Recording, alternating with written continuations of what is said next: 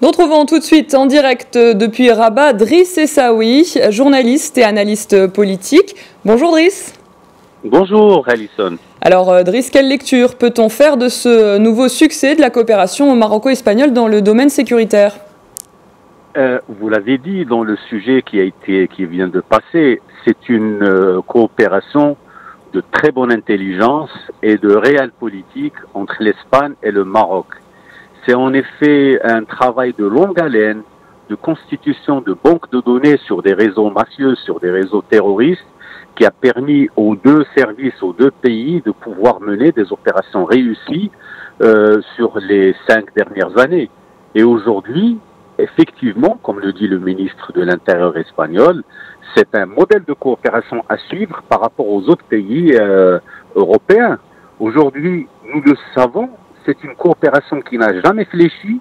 Pourquoi? Parce que justement, il y a cette volonté des deux côtés de traquer, d'être dans une posture de prévention au lieu de venir d'être dans la réactivité par rapport à des choses qui vont se dérouler, qui vont se faire. Donc, ce travail minutieux, ce travail technique permet ce genre de résultats.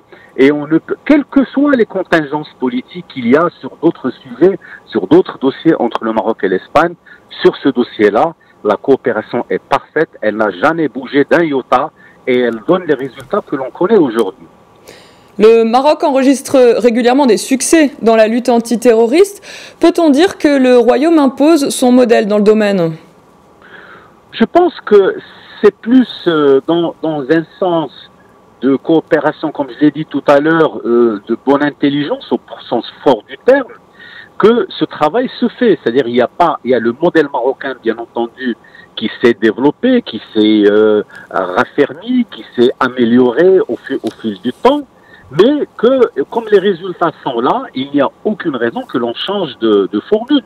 Aujourd'hui, nous travaillons et c'est un domaine où l'on ne peut pas lâcher la garde. Il ne faut pas baisser la garde. C'est un domaine de toutes les heures, de toutes les minutes, et le Maroc le fait bien. L'Espagne le suit dans ce domaine, et c'est pour ça que du côté de la frontière, de la péninsule ibérique et du Maroc, c'est un espace qui est bien scruté, bien surveillé, et les résultats, comme je l'ai dit tout à l'heure, sont là pour l'attester. Driss Essaoui en direct de Rabat, merci pour cet éclairage.